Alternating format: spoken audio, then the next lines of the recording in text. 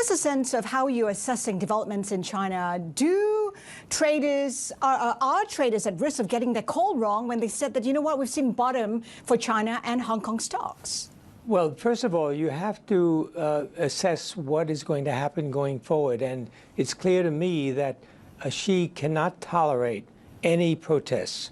So there will be a very tough crackdown on any protesters. More people will be arrested. And they will probably go further in terms of control, population control in many areas.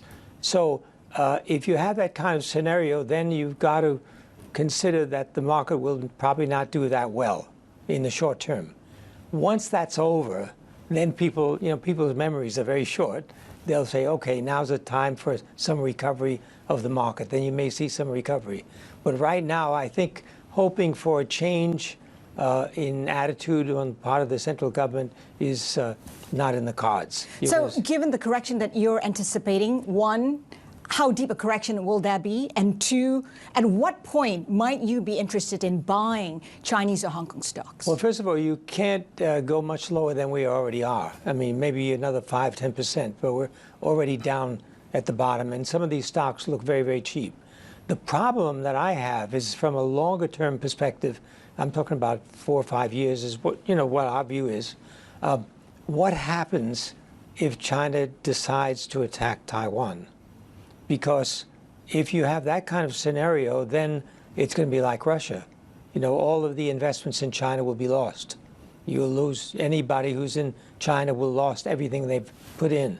So this is the kind of thing we have to look at very carefully. And the only thing that would change that would be a change in the leadership in China. Mark, the protests, of course, there on the streets add a new dimension to it. And in a funny sort of way also, one of the classic ways of distracting people is to get involved with something geopolitical. What are your thoughts on all that?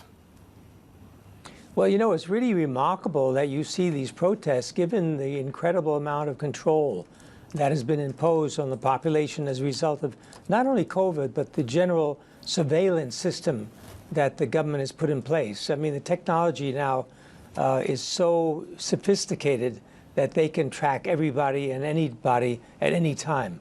So it's really tells you that people are very, very frustrated, and they're willing to give up everything in order to get out of this situation. But as I said, I don't think the government will let up. I think the government will, in order to survive, must crack down harshly on any protesters.